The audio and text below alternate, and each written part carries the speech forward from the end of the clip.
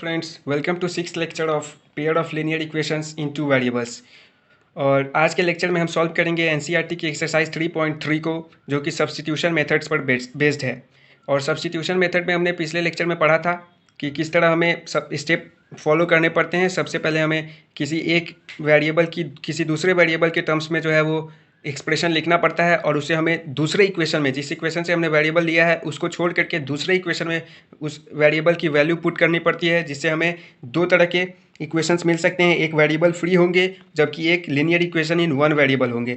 और अगर जो वेरिएबल फ्री इक्वेशंस होते हैं वो अगर ट्रू स्टेटमेंट है तो इनफाइनाइटली मेनी सॉल्यूशंस होगा, और अगर वो फॉल्स स्टेटमेंट है तो नो सॉल्यूशन होगा। जबकि linear equation in one variable वाले में यूनिक सॉल्यूशन आता है। और वह इनफाइनाइटली मेनी सॉल्यूशंस क्यों होता है और नो सॉल्यूशंस क्यों होता है, इसका फील मैंने आपको पिछले लेक्चर में दे दिया था। तो अगर आपको समझना है तो आप वो लेक्चर जाकर देख सकते हैं। तो आज के लेक्चर में हम शुरू करते हैं एक्सरसाइज 3.3। तो चलिए दोस्तों, मैंने पहला क्वेश्चन लिख लिया है। फर्स्ट क्वेश्चन में आपके 6 क्वेश्चन है टोटल, जिसमें मैंने 4 मैं बनाऊंगा, 2 आपके लिए मैंने छोड़ दिया है, आप उसे बना लेंगे। चलिए पहला सॉल्व करते हैं। एक्स प्लस सब्स्टिट्यूशन मेथड का यूज़ करना है और सॉल्व करना है। पहला इक्वेशन है x plus y is equal to 14, और उसी का दूसरा है x minus y is equal to 4। इसे हमने इक्वेशन नंबर 1 मान लिया, इसे हमने इक्वेशन नंबर 2 मान लिया। फ्रॉम इक्वेशन 2, इक्वेशन 2 के यूज से हमें क्या मिलेगा, वी गेट एक्स की वैल्यू मिल जाएगी 4 प्लस वाई। ठीक है, substituting value of x from 3 इन 1।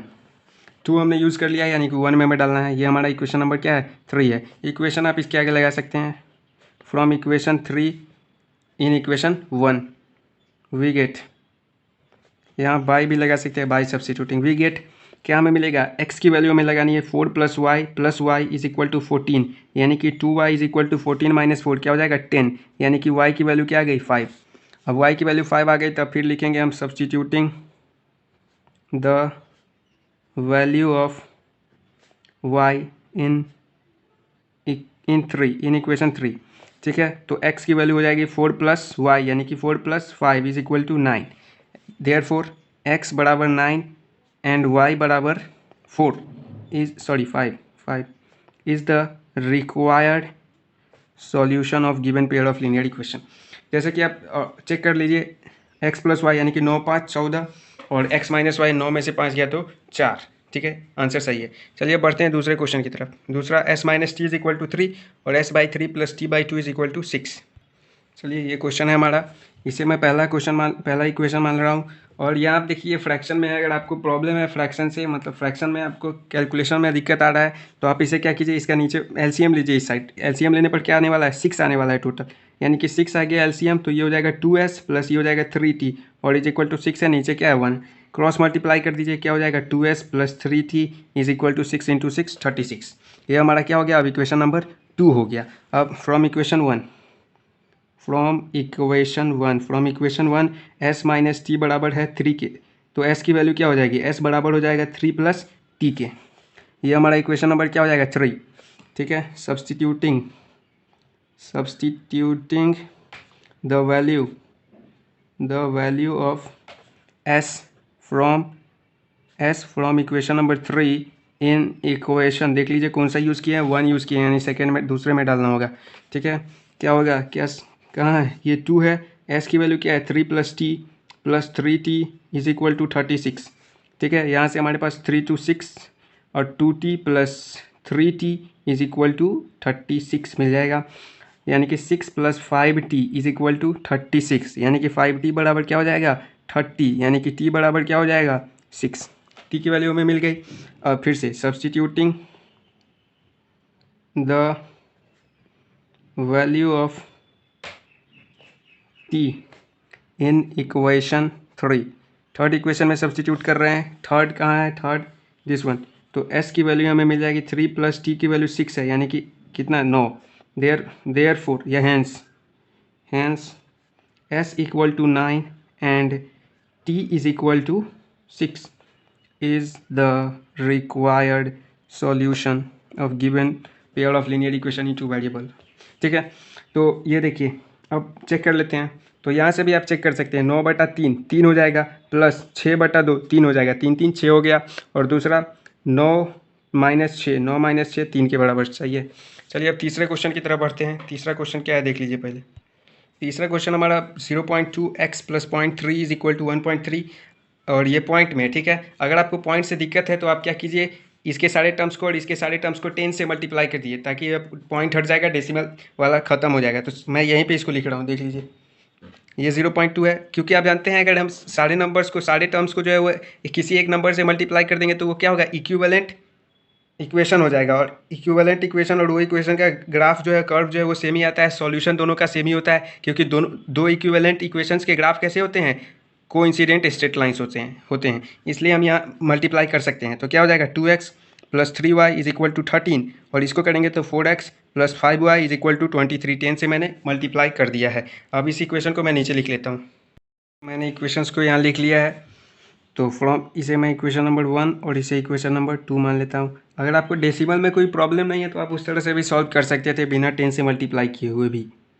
तो फ्रॉम इक्वेशन 1 की मदद से हमें x की वैल्यू क्या मिलेगी, 13 - 3y/2। मैं ऐसे लिख ले रहा हूँ, अगर आपको दिक्कत है तो आप पहले 2x ये इक्वेशन लिखिए, फिर 3y को उधर लाइए, फिर 2 को नीचे लेके आइए। इस तरह से लिख सकते हैं, मैं डायरेक्टली लिख ले रहा हूँ। ये हमारा इक्वेशन नंबर क्या होगा, 3, ठीक है। अब substituting the value of x from equation 3 in equation 2, जब हमने x की वैल्यू जो है वो इक्वेशन नंबर 2 से इक्वेशन नंबर 3 से लेकर के इक्वेशन नंबर 2 में डाला, तो हमारे पास ये आया 4 जो है वो 2 से 2 टाइम्स में कट गया। उसके बाद हमारे पास ये इक्वेशन आया, ठीक है। और -6y + 5y जो है -y हुआ, और 26 को मैं उधर ले गया तो 23 - 26 जो है वो -3 हो गया। तो y की वैल्यू जो है वो क्या आ गई, y की वैल्यू 3 हो गया। अब फिर से substituting the value of y in equation किसमें, थर्ड में, इन इक्वेशन थर्ड इक्वेशन में हमें सब्सटीट्यूट करना है। तो क्या मिलेगा हमें, थर्ड है x = 13 - 3 × y क्या है, 3/2, यानी कि 13 - 9/2, यानी कि 13 में से 9 गया तो 4/2, यानी कि 2। तो देयरफॉर x की वैल्यू कितना आ गया, 2 आ गया। x की वैल्यू 2 आ गया और y की वैल्यू 3 आ गया। यही हमारा रिक्वायर्ड सॉल्यूशन है, चेक कर लेते हैं।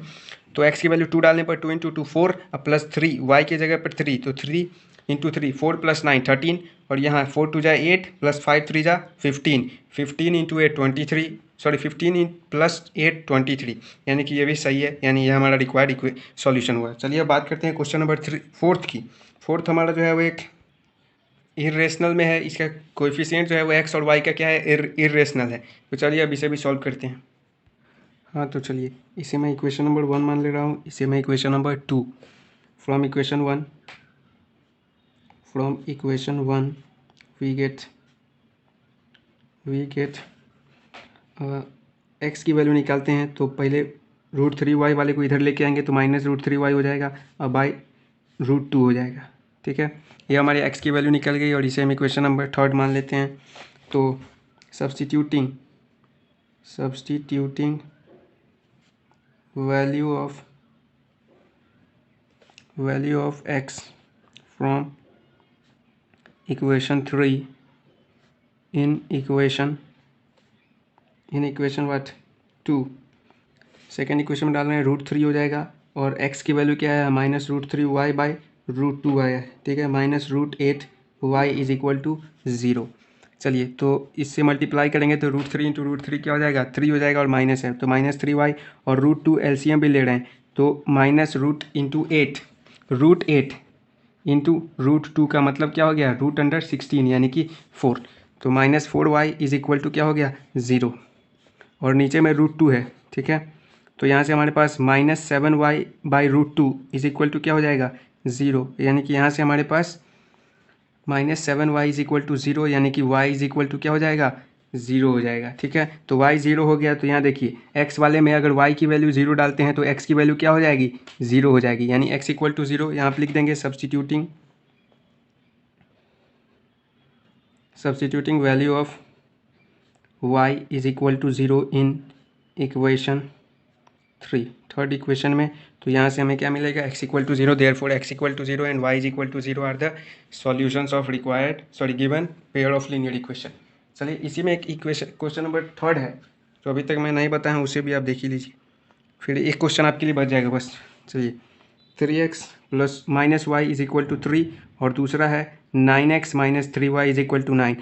ये इक्वेशन को देख के ही आप समझ गए होंगे, चूंकि इक्विवेलेंट इक्वेशन है इसलिए क्या आने वाला है, इनफाइनाइटली मेनी सॉल्यूशंस आने वाले हैं। तो चलिए अब सॉल्व करते हैं। इसे इक्वेशन नंबर 1 मानते हैं, इसे इक्वेशन नंबर 2 मानते हैं, ठीक है। तो फ्रॉम इक्वेशन 1 से हमें क्या मिलेगा, y की वैल्यू हमें मिल जाएगी 3x माइनस 3, ठीक है। तो substituting value of y from 3 in 2 third है, ठीक है, इन 2। चलिए वी गेट, हमें क्या मिलेगा, y की वैल्यू इसमें डालनी है, यानी कि 9x minus 3x minus 3 is equal to 9। तो ये देख लीजिए 9x minus 3x into minus 3 sorry into 3 क्या होगा, -9x, और इसको जब गुना करेंगे तो +9 इज इक्वल टू 9। अब देख लीजिए x क्या हो जाएगा, कैंसिल हो गया, और यहाँ से हमारे पास 9 इज इक्वल टू 9 आ गया, जो कि ये क्या है, ट्रू स्टेटमेंट है, जो कि एक ट्रू स्टेटमेंट है। तो therefore for any value of x, for any x के किसी भी वैल्यू के लिए the statement is true, the statement is true, so we can't find, इसलिए हम फाइंड नहीं कर सकते एनी स्पेसिफिक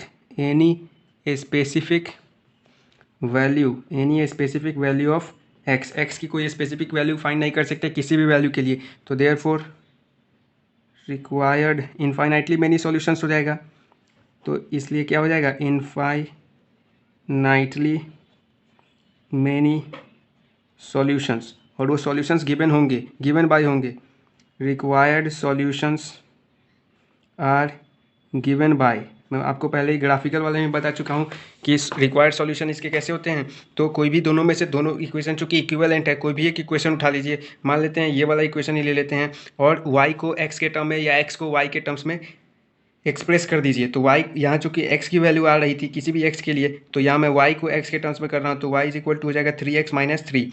तो required equation are given by, इसी इक्वेशन से होगा x की आप कोई भी वैल्यू डालिए, y की आपको उसके करेस्पॉन्डिंग वैल्यू मिलेगी, और इनफाइनाइटली मेनी सॉल्यूशंस हो सकता है, मतलब बहुत सारे वैल्यूज हो सकते हैं इसके अनगिनत, ठीक है। चलिए क्वेश्चन नंबर 2 पे आते हैं।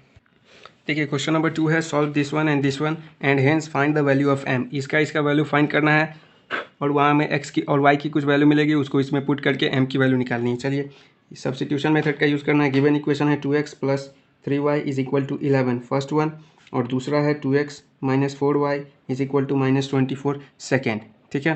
फ्रॉम इक्वेशन 1 की मदद से x की वैल्यू क्या होगी, 11 माइनस 3y बाई 2 के बराबर होगा, ठीक है। इसे हम इक्वेशन नंबर क्या मानेंगे, 3 मानेंगे। तो सब्स्टिट्यूटिंग द वैल्यू ऑफ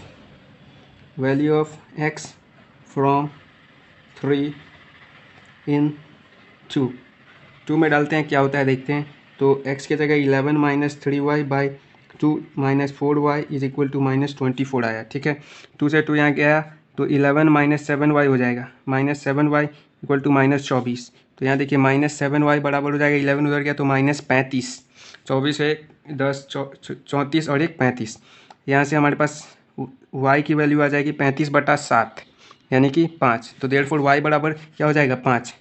अब फिर से substituting the value of y in equation इसमें थर्ड में, in equation third we get हमें क्या मिलेगा।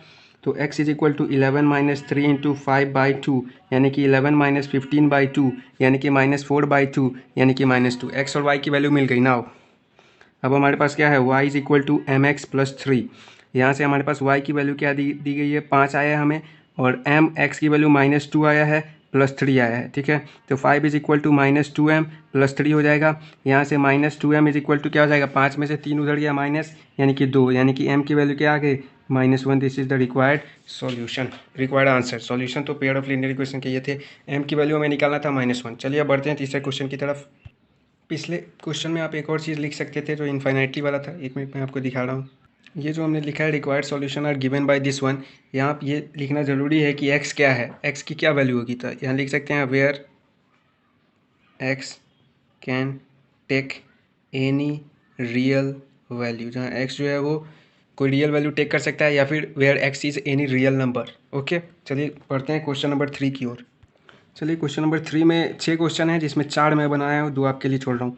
ठीक है, पहला है the difference between two numbers is 26 and one number is 3 times the other, find them. दो नंबर का डिफरेंस 26 है और एक नंबर जो है वो दूसरे नंबर से 3 गुना है, तो हमें उन दोनों नंबर्स को ढूंढना है। तो मान लेते हैं let x and y be the two required number. X और वाई जो है वो दो रिक्वायर्ड नंबर है, वेयर जहाँ एक्स जो है वो बड़ा है किससे, वाई से। एक्स जो है वो बड़ा है वाई से, क्योंकि डिफरेंस मांग रहा है तो एक को हमको बड़ा मानना होगा। ठीक है, तो the difference between two numbers, तो अकॉर्डिंग टू क्वेश्चन के मुताबिक एक्स माइनस वाई, एक्स बड़ा था इसलिए एक्स माइनस वाई करेंगे तब 26 आ रहा है, पहला इक्वेशन। और दूसरा इक्वेशन क्या है, one number is 3 times the other, एक नंबर जो है वो दूसरे नंबर का 3 गुना है, तो एक्स बड़ा है तो एक्स ही 3 गुना होगा, तो एक्स जो है वो बराबर है किसके, 3y के है दूसरा। चलिए यहाँ तो हमको कुछ निकालने की जरूरत ही नहीं है, फ्रॉम इक्वेशन सीधे यहाँ लिख देंगे substituting the value of x from 2 in equation 1। क्या मिलेगा, x बराबर 3y है तो 3y minus y is equal to 26, यानी कि 2y इज इक्वल टू 26, यानी y इज इक्वल टू 13। और फिर से substituting the value of y in equation 2। Equation 2 में डालते हैं तो x की वैल्यू मिल जाएगी 3 इंटू 13, यानी कि 39। अब आप देख सकते हैं 39 माइनस 13 करेंगे 26 आएगा, और 39 बराबर है 3 गुना ऑफ 13। तो सही है, अपना आंसर जो है वो x equal to 39, y is equal to 13 जो है वो रिक्वायर्ड नंबर्स है। Therefore required numbers are 39 and 13। चलिए बढ़ते हैं अगले क्वेश्चन की तरफ। अगला क्वेश्चन है कि the larger of to supplementary angles exceeds the smaller by 18 degree, find them. तो दो सप्लीमेंट्री एंगल्स हैं जो कि जिसमें बड़ा वाला जो है वो एक्सीड कर रहा है, एक्सीड मतलब उससे बड़ा होना, एक्सीड कर रहा है स्मॉलर से कितना, 18 डिग्रीज से। तो हमें उन नंबर्स को ढूंढना है, उन एंगल्स को ढूंढना है। इसमें पहले आपको एक चीज़ पता होना चाहिए कि सप्लीमेंट्री एंगल्स क्या होता है। लोअर क्लास में आप पढ़े होंगे कि दो एंगल्स को हम सप्लीमेंट्री एंगल्स तभी कह सकते हैं जब दोनों का सम कितना हो, 180 डिग्री हो। तो और वही हमारा एक इक्वेशन बनेगा, क्योंकि यहाँ एक ही कंडीशन दिया गया है कि लार्जर जो है वो सप्लीमेंट्री एंगल, दो सप्लीमेंट्री में से जो लार्जर है वो एक्सीड कर रहा है। एक्सीड का मतलब होता है उससे ज़्यादा होना या उससे अधिक होना। ठीक है, एक्सीड कर रहा है स्मॉलर से बाई 18 डिग्री। तो let x and y be the two supplementary angles where, यहाँ पे भी हमें कुछ लेना होगा क्या, x जो है वो बड़ा है y से, तो x बड़ा है यानी कि x जो है वो अधिक है y से कितना, 18 डिग्री से। ये हमारा पहला इक्वेशन हुआ। और दूसरा हम जानते हैं लोअर क्लास से कि सप्लीमेंट्री एंगल्स का सम जो होता है वो 180 डिग्री के बराबर होता है। ये दूसरा इक्वेशन हुआ। ठीक है, फ्रॉम 1, इक्वेशन 1 की बात करें तो x बराबर हो जाएगा 18 प्लस वाई के। ठीक है, x बराबर हो जाएगा 18 प्लस वाई के, तो ये हमारा इक्वेशन नंबर 3 हुआ। अब substituting the value of x from equation 3 in equation 2, ये चीज़ मैं लिख नहीं रहा हूँ। ठीक है, आप लिख लेंगे। x की वैल्यू हम इसमें डाल रहे हैं इन इक्वेशन 2। ठीक है, तो क्या मिलेगा हमें, x की वैल्यू डालना है 18 plus y is equal to 180, यानी कि 2y is equal to 180 minus 18 क्या हो जाएगा, 162, उतना ही ना होगा 18, हाँ उतना ही होगा। ठीक है, तो y की वैल्यू क्या हो जाएगा, 162/2 यानी कि 81। ठीक है, यानी कि y बराबर क्या हो जाएगा, 81 डिग्री। और y की वैल्यू हम डाल रहे हैं किस इक्वेशन में, थर्ड में, तो x की वैल्यू क्या हो जाएगा, 18 प्लस 81, 89 और 99 यानी कि 99 डिग्री। तो therefore x is equal to 99 degree and y is equal to 81 degree. Hence the required two supplementary angles are 99 degree and 81 degree is the answer। चलिए बढ़ते हैं अगले क्वेश्चन की तरफ। थर्ड का जो है वो चौथा नंबर है। चलिए क्वेश्चन है the taxi charges in a city consist of a fix charge together with the charge of the for the distance covered. ये तो महंगा हो गया। खैर the taxi charges in a city consist of a fix charge together with the charge for the distance covered. कहने का मतलब ये क्वेश्चन कह रहा है कि जो एक सिटी में, एक शहर की बात हो रही है जहाँ टैक्सी जो है वो फिक्स चार्ज लेता है, किसके अलावा, चार्ज ऑफ डिस्टेंस कवर्ड, जितना वो दूरी तय करता है उतना उसका चार्ज तो लेता ही है, उसके अलावा एक फिक्स चार्ज भी लेता है। ठीक है, मतलब बैठने का अलग है, उसके बाद चलने का अलग। चलिए, for a distance of 10 kilometre the charge paid is Rs 105। 10 kilometre कोई आदमी चला तो 105 रुपये पे करने पड़े, और अगर 15 किलोमीटर चला तो 155 रुपया पे करना पड़ा। तो पूछा जा रहा है what are the fix charge, fix charge क्या है, और चार्ज पर किलोमीटर मतलब डिस्टेंस ट्रेवल का चार्ज कितना है। चलिए तो ठीक है, मान लेते हैं लेट चार्ज है इसलिए रुपया में मानना होगा, लेट रुपया x rupees and y rupees be the fixed charge and charge per kilometre respectively. ठीक है, तो अब कह रहा है कि for a distance of 10 kilometre, 10 kilometre का डिस्टेंस चला कोई आदमी तो 105 रुपये देने होंगे। लेकिन आप जानते हैं कि फिक्स चार्ज भी लग रहा है, मतलब आप टैक्सी में बैठेंगे उसका अलग चार्ज लगेगा, और आप जितनी दूरी तय करेंगे उसका अलग लगेगा, दोनों एक साथ आपको देने होंगे, दोनों का सम। ठीक है, यानी कि फिक्स चार्ज एक्स प्लस कितने किलोमीटर चला 10, और 1 किलोमीटर का दाम कितना है वाई, यानी कि 10y बराबर कितना हो गया 105 रुपये के। ये पहला इक्वेशन। दूसरे इक्वेशन की बात करते हैं, तो जब वो 15 किलोमीटर चलता है वो आदमी तो 155 रुपये देने होते हैं, यानी कि इस बार भी फिक्स चार्ज तो देना ही है, उसके फिक्स्ड है वो। ठीक है, उसके अलावा 15y इज इक्वल टू क्या होगा 155। ये हमारा इक्वेशन नंबर दूसरा। फ्रॉम वन क्या हो जाएगा, x बराबर हो जाएगा 105 माइनस 10y। ठीक है, substituting the value of x from third equation, ये हमारा तीसरा इक्वेशन है, इन इक्वेशन किसमें, इक्वेशन नंबर 2 में। ठीक है, हमें क्या मिलेगा, वी गेट क्या चीज़, x की वैल्यू डाल रहे हैं, क्या डाल रहे हैं, तो 105 minus 10y plus 15y is equal to 155। यहाँ से हमारे पास देखिए क्या बचेगा, माइनस प्लस 5y हुआ, और ये 105 उधर गया तो क्या हो जाएगा 50, 155 में से 105 गया तो 50, तो y इज इक्वल टू 50/5 यानी कि 10, यानी कि ₹10।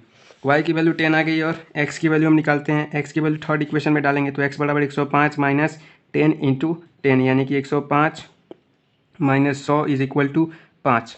तो हैंस फिक्स चार्ज कितना आया, फिक्स चार्ज बराबर हो जाएगा Rs के, जो कि बराबर है Rs 5। ठीक है, और चार्ज पर किलोमीटर कितना है, चार्ज पर किलोमीटर ये बराबर है ₹y, जो कि बराबर है 10 रुपये के। ठीक है, तब सस्ता है तब चढ़ सकते हैं। चलिए अगले क्वेश्चन की तरफ बढ़ते हैं, question number 5। A fraction becomes, question मैं दिखा रहा हूँ। चलिए क्वेश्चन है, a fraction becomes 9/11 if 2 is added to both the numerator and denominator. मतलब एक फ्रैक्शन है, उसके न्यूमरेटर और डिनोमिनेटर होते हैं, आपको मालूम है। अगर न्यूमरेटर और डिनोमिनेटर दोनों में हम 2 ऐड करें तो वो फ्रैक्शन जो है वो क्या हो जाता है 9/11 बन जाता है। जबकि अगर 3 ऐड करें न्यूमरेटर डिनोमिनेटर दोनों में, तब वो फ्रैक्शन जो है 5/6 हो जाता है। तो हमें फ्रैक्शन निकालना है। ठीक है, तो हमें मान लेते हैं let x and y be the numerator. यहाँ हमें न्यूमरेटर और डिनोमिनेटर मानना होगा, क्योंकि न्यूमरेटर और डिनोमिनेटर में ऐड किया जा रहा है। तो let x and y be the numerator and denominator respectively. ठीक है, तो हमारा फ्रैक्शन क्या होगा, देन फ्रैक्शन विल बी क्या होगा y/x। जी नहीं, न्यूमरेटर कौन किसको बोलते हैं, जो ऊपर रहता है, और डिनोमिनेटर नीचे, यानी कि x/y होगा। ठीक है, तो रिक्वायर्ड फ्रैक्शन ये हो गया फ्रैक्शन हमारा।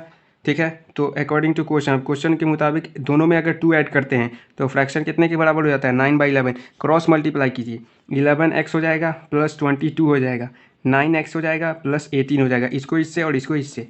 ठीक है, तो चलिए अब ये हो जाएगा 11x, और इधर से 9x इधर आया तो कितना हो जाएगा, सॉरी यहाँ y ना होगा जी, चलिए ये 9y हो गया। ठीक है, अब यहाँ से देखिए 11x और 9y इधर आएगा तो -9y और इज इक्वल टू 18 में से 22 गया तो -4। ये हमारा इक्वेशन नंबर 1 हो गया। दूसरी बार कह रहा है अगर 3 हम ऐड करते हैं, 3 अगर हम ऐड करते हैं तो x + 3 y + 3 ये 5/6 के बराबर है। ठीक है, तो x प्लस 3 बराबर, अब फिर से क्रॉस मल्टीप्लाई, इसको इससे गुना, इसको इससे गुना, तो 6 into x plus 3 is equal to 5 into y plus 3। ये हो जाएगा 6x plus 18 is equal to 5y plus 15। दिख रहा है? चलिए दिख रहा है, ठीक। 6x minus 5y is equal to minus 3, ये हमारा इक्वेशन नंबर 2 हो गया। तो एक इक्वेशन, दो इक्वेशन बन गए, ठीक है। अब मैं ऊपर लिखता हूँ। अब ये देखिए 6, यहाँ से मैं फ्रॉम इक्वेशन नंबर 2 से मैं x की वैल्यू निकालता हूँ। क्या हो जाएगा? -3 प्लस 5y बाई 6, ठीक है। और इसको मैं फर्स्ट इक्वेशन में डाल रहा हूँ, substituting the value of x from equation number 3। अच्छा, कलम ख़त्म हो गया लग रहा है, चलिए रुकिए। From equation number 3 to in equation number 1 में डालना है x की वैल्यू। x की वैल्यू ये है, देख लीजिए। 1 है हमारा 11x plus 11x minus 9y is equal to -4, ठीक है। और इसमें हमें x की वैल्यू डाली है -3 plus 5y is equal to 6, यानी कि बाई 6। तो 11 into -3 plus 5y by 6 minus 9y is equal to -4, ये हो गया। चलिए, तो ये हमारा 11 है, मल्टीप्लाई करते हैं तो -33 हो जाएगा, और प्लस 11 इंटू 5 55y हो जाएगा। और एलसीएम लेते हैं तो ये -9 इंटू 6 54y हो जाएगा। बाई 6 है, चलिए बाई 6 है इज इक्वल टू -4। अब -33 और ये हो जाएगा -y, और ये मल्टीप्लाई होगा तो -24, यानी कि -y इज इक्वल टू क्या होगा? ये +33 इधर गया तो क्या हो जाएगा? 9, यानी कि सॉरी +9 हो जाएगा। हाँ, +9। तो y की वैल्यू क्या आ जाएगी यहाँ से? यहाँ एक मिनट रुकिए, कहीं कुछ मिस्टेक। ये +55y था, -5, तो ये +y होगा। तो ये +y हो गया और ये +9, यानी कि y की वैल्यू क्या हो जाएगी? क्या आ गई? 9 आ गई। y का वैल्यू 9 आ गया। अब y का वैल्यू इसमें डालते हैं, ठीक है, x के जगह पे। तो x बराबर क्या हो जाएगा? -3 प्लस 5 इंटू 9 बाई 6, यानी कि -3 प्लस कितना हो जाएगा? 9 पंचे 45/6, यानी कि हो जाएगा 42/6, यानी कि 7। Therefore x is equal to क्या हो जाएगा? 7, ठीक है। तो रिक्वायर्ड फ्रैक्शन हमसे मांगा जा रहा है, फाइंड द फ्रैक्शन, ठीक है। तो रिक्वायर्ड फ्रैक्शन क्या हो जाएगा?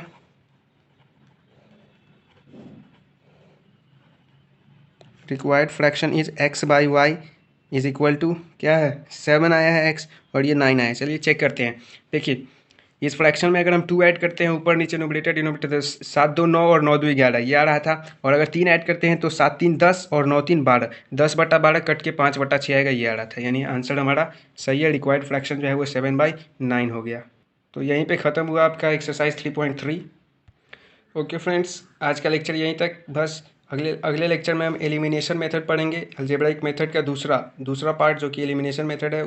उससे कैसे हम pair of linear equations in 2 variables को सॉल्व करते हैं, वो सीखेंगे। और उसके बाद हमारा क्रॉस मल्टीप्लिकेशन है, फिर वर्ड प्रॉब्लम्स, और फिर चेक फॉर कंसिस्टेंसी का कुछ क्वेश्चंस हैं। तो ठीक जा रहा है अपना सिलेबस। तो ओके फ्रेंड्स, मिलते हैं नेक्स्ट लेक्चर में। Thank you.